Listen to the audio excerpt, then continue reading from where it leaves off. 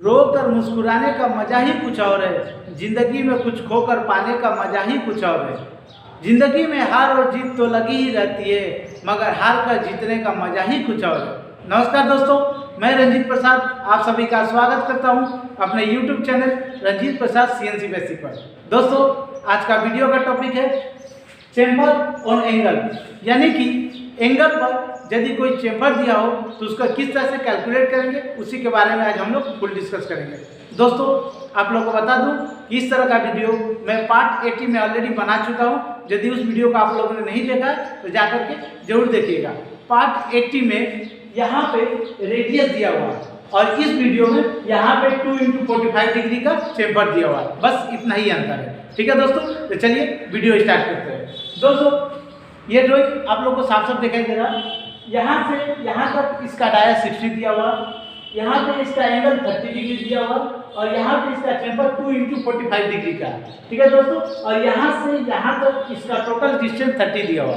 ठीक है दोस्तों, तो ये जो एंगल 30 डिग्री दिया हुआ इसी को हम लोग कैलकुलेट करेंगे। कैलकुलेट करने के बाद यहाँ से इसका स्टार्टिंग पॉइंट क्या होगा और यहाँ पे चेम्फर कहाँ जाकर खत्म होगा, इसी को हम लोग कैलकुलेट करके देखेंगे कि इसका कितना डायमेंशन आ रहा है। ठीक है दोस्तों, तब देखिए ये 30 डिग्री का एंगल है। ठीक है, और ये 30 डिग्री का एंगल है। जब हम यहाँ से एक लाइन ड्रा करते हैं कि जहाँ पे चेम्फर एंड होगा, यानी कि यहाँ से यदि एक लाइन हम यहाँ ड्रा करेंगे तो ये लाइन कुछ इस तरह से हो जाएगा, इस तरह से हो जाएगा। अब देखिए ये ट्रायंगल बन गया। ठीक है, अब ये ट्रायंगल बन गया और यहाँ पे 2x45 डिग्री का चेम्फर दिया हुआ, यानी कि चेम्फर यहाँ से इस तरह से दिया हुआ। ठीक है, ये चेम्फर दिया हुआ यानी कि ये 2x45 यानी कि चेम्फर लेंथ कितना हो गया, ये 2 हो गया। ठीक है, जब ये चेम्फर लेंथ 2 हो गया इसका मतलब ये है कि टोटल डिस्टेंस दिया हुआ 30 में 2 को माइनस कर देंगे तो ये कितना आ जाएगा, 28। ठीक है दोस्तों, यानी कि अब हमें ये समझ में आ गया कि यहाँ से यहाँ तक चेम्बर का लेंथ 2 होगा और यहाँ से यहाँ तक इसका लेंथ 28 होगा। ठीक है दोस्तों, अब देखिए ये जो ट्रायंगल दिखाई दे रहा है इसी ट्रायंगल को बड़ा करके यहाँ पे ड्रॉ कर लिया। ठीक है, अब देखिए ये अपना बेस होता है, ये परपेंडिकुलर होता है और ये हाइपोटेन्यूस होता है। ठीक है दोस्तों, अब देखिए यहाँ पे बेस, इसका बेस कितना दिया, 28, और ये 28 किस तरह से है ऑलरेडी यहाँ पे आप लोग को कैलकुलेट करके बदला दिया। ठीक है दोस्तों, अब देखिए यानी कि बेस हमें मिल गया 28, परपेंडिकुलर हमें नहीं पता, ये निकालना और यहाँ पे एंगल 30 डिग्री दिया हुआ है, यहाँ पे लिखिए। ठीक है दोस्तों, अब देखिए याद कीजिए जब इस तरह से दिया हो ड्राइंग में तो हम लोग पंडित बद्री प्रसाद हर हर बोले वो फॉर्मूला यूज करेंगे। यहाँ पे देखिए पंडित बद्री प्रसाद हर हर बोले। ठीक है, अब यहाँ पे चूंकि परपेंडिकुलर हमें निकालना है, जब परपेंडिकुलर निकालना है इसका मतलब कि ये वाला फॉर्मूला हम लोग यहाँ पे यूज करेंगे, यानी P/B। ठीक है, तो अब देखिए इसको किस तरह से यूज करेंगे, यहाँ पे देखिए tan theta equal to P/B। ठीक है, tan थीटा का वैल्यू दिया हुआ 30, यानी कि tan थीटा का वैल्यू यहाँ पे 30 लिख दिए। परपेंडिकुलर हमें नहीं पता तो जैसे है वैसे लिख दिए और यहाँ पे बेस अपना 28 दिया हुआ, देखिए यहाँ पे, यानी कि यहाँ पे 28 लिख दिए। ठीक है दोस्तों, अब देखिए tan 30 डिग्री इसका जब हम वैल्यू कैलकुलेट करेंगे तो इसका वैल्यू कितना आएगा, 0.577 tan 30 डिग्री का वैल्यू होता है। ठीक है दोस्तों, उसके बाद P/28। ठीक है, जब इसको बाई क्रॉस मल्टीप्लिकेशन करेंगे तो इसका वैल्यू आएगा 16.156 इक्वल टू P, यानी कि अब हमें यह समझ में आ गया कि P का वैल्यू 16.156। ठीक है दोस्तों, अब देखिए यहाँ पे P क्या है, P ये है, यानी कि यहाँ से यहाँ तक का वैल्यू कितना है, 16.156।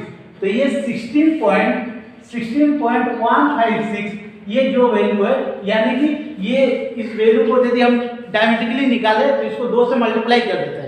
जब 2 से मल्टीप्लाई करेंगे तो इसका वैल्यू देखिए यहाँ पे 16.156 इंटू 2, जब इसको 2 से मल्टीप्लाई किए तो इसका वैल्यू आया 32.312। इसका मतलब ये हुआ कि यहाँ का जो डाया होगा यहाँ से यहाँ, मतलब कि ये जो 60 है, 60 में 32.312 को माइनस करेंगे तो कितना है, यहाँ पे देखिए 60 है, ये डाया 60 दिया हुआ, 60 में जब 32.312 को माइनस करेंगे तो कितना आएगा, 27.688।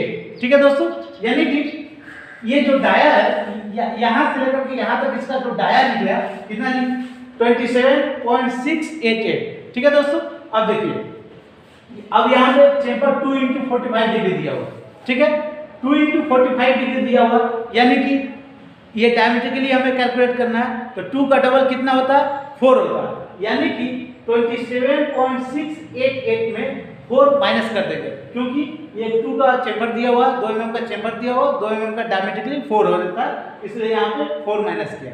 जब 4 माइनस करने पर यहाँ पे आया 23.688, ठीक है दोस्तों।